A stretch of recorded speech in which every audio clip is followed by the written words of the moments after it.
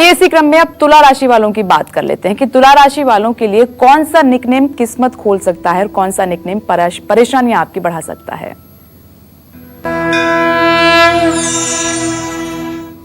अगर आपकी जन्म कुंडली में 7 नंबर जहां लिखा हुआ है वहां चंद्रमा की स्थिति है तो इसका मतलब कि आप तुला राशि में पैदा हुए हैं। आपकी चंद्र राशि तुला राशि है और तुला राशि का स्वामी ग्रह शुक्र है। शुक्र के मित्र ग्रह शनि और बुध हैं। शुक्र का मंगल और गुरु के साथ सामान्य संबंध बनता है। शुक्र का शत्रु ग्रह है सूर्य और चंद्रमा।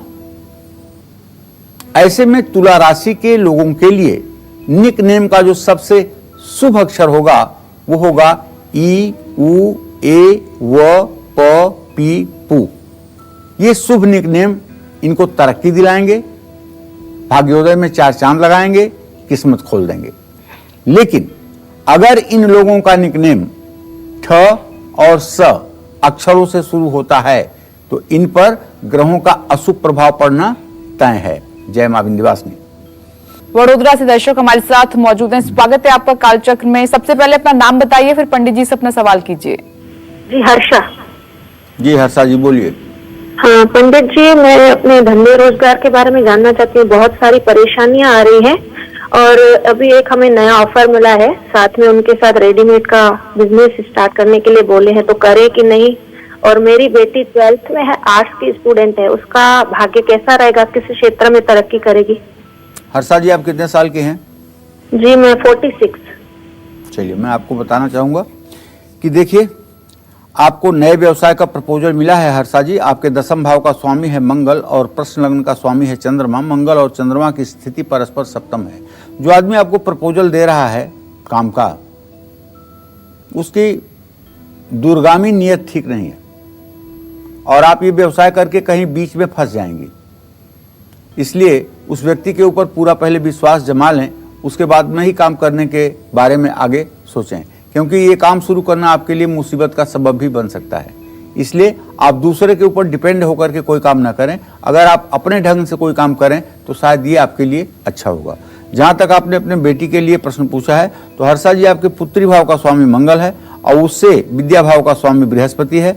मंगल और बृहस्पति की तृतीय एकादशी स्थिति इस बात का संकेत है कि बेटी बुद्धिमान है, भाग्यशाली है और उसके जीवन में किसी प्रकार के कोई कष्ट की संभावना नहीं दिखाई दे रही है।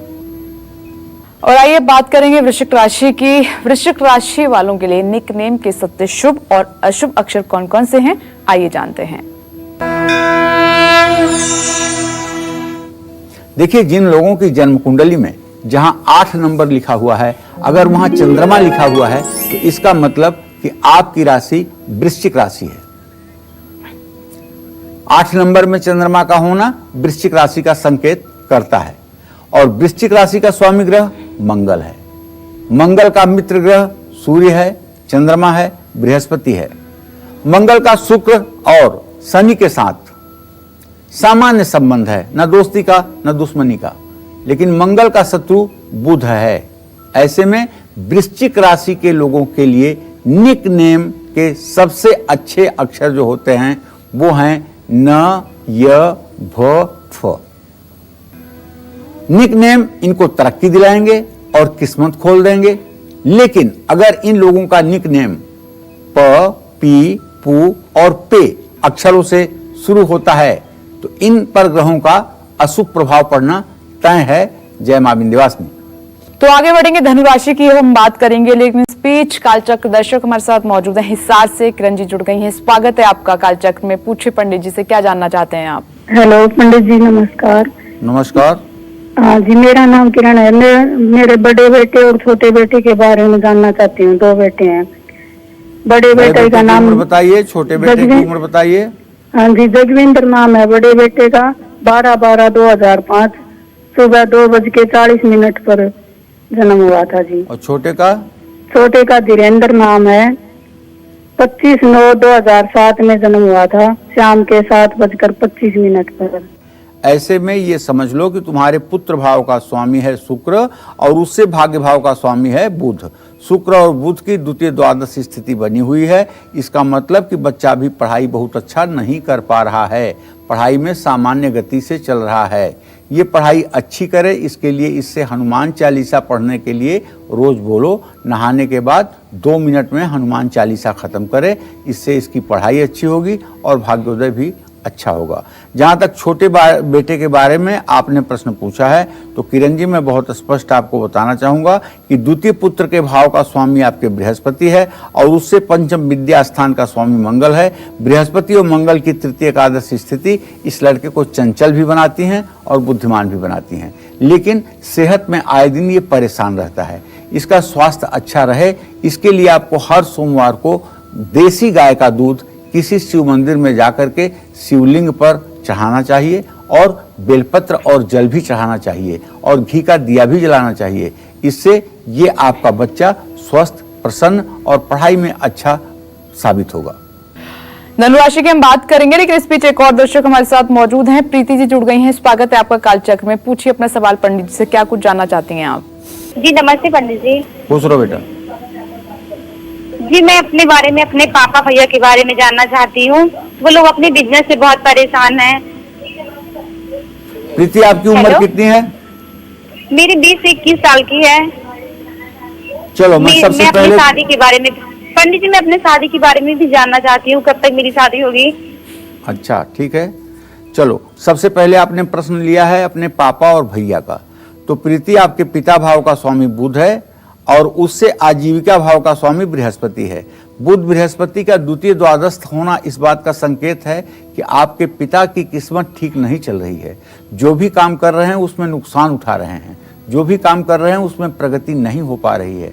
ऐसे में आपके पिताजी को चाहिए कि रोज राम दरबार की पूजा किया करें, राम रक्षा स्तोत्र का पाठ किया करें, साल में एक बार वृंदावन जाकर बांके बिहारी का दर्शन किया करें। जहां तक आपने अपने भाई के बारे में प्रश्न पूछा है तो उसके बारे में भी आप जान लें कि आपके भाई के भाव का स्वामी है शनि और उससे आजीविका भाव का स्वामी है मंगल। शनि मंगल की तृतीय एकादश स्थिति है।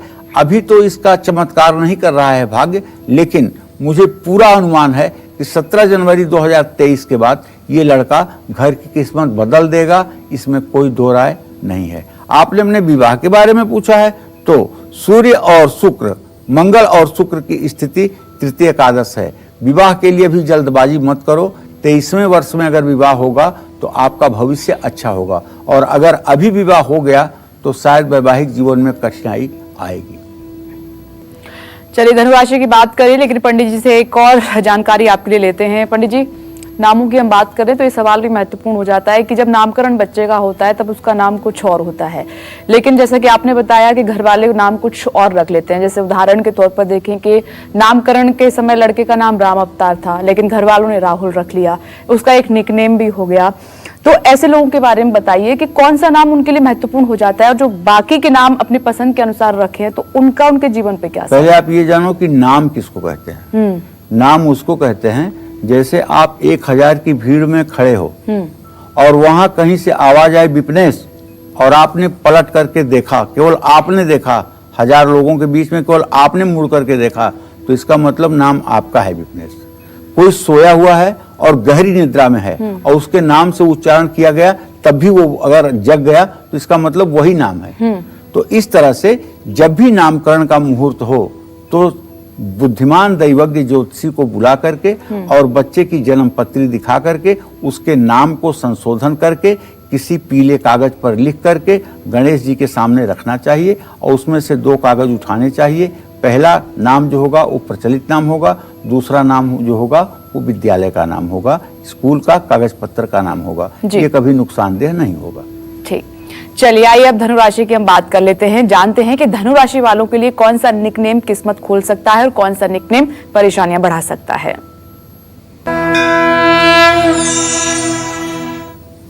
देखिए, जिन लोगों की जन्म कुंडली में 9 नंबर में चंद्रमा लिखा हुआ है उनकी राशि धनु राशि है।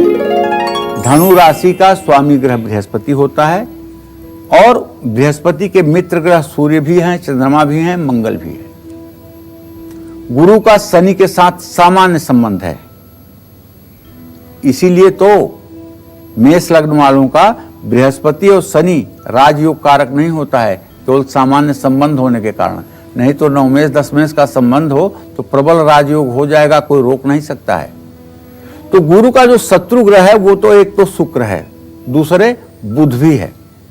ऐसे में धनु राशि के जातकों के लिए निकनेम का जो सबसे शुभ अक्षर होता है वो होता है म, मी, मु, ट, ल, अ, य, न, ह, ड। ये शुभ निकनेम आपको तरक्की दिलाएंगे और किस्मत खोल देंगे। लेकिन अगर इन लोगों के निकनेम पा, पी, पू, र, री, रू, ई, ऊ अक्षरों से शुरू होते हैं तो इन पर ग्रहों का अशुभ प्रभाव, बैड इफेक्ट पड़ना तय है और भाग्योदय में विलंब हो सकता है, भाग्योदय में अड़चनें आ सकती हैं, जिंदगी परेशान हो सकती है। इन बातों का ध्यान जरूर रखें। जय मां विंध्यवासिनी। जयपुर से दर्शक डिंपल जी हमारे साथ मौजूद हैं। स्वागत है आपका कालचक्र में। सवाल कीजिए अपना पंडित जी से। नमस्कार पंडित जी। हेलो, हाँ बोलो डिंपल। नमस्कार पंडित जी। सुखी रहो बेटा। पंडित जी, मेरी बड़ी बहन है, उसका नाम डिंपल है। उसकी डेट ऑफ बर्थ 12 फरवरी 1995 सुबह 8:30 बजे है। मैं उसकी मैरिज लाइफ के बारे में पूछना चाहती हूँ, उसकी शादी कब तक होगी? और तुम्हारा क्या नाम है? मेरा नाम जीनत है। चलो मैं बताना चाहूंगा कि अभी भी विवाह में विलंब बना हुआ है। अभी विवाह में 2 से 2.5 साल का विलंब है।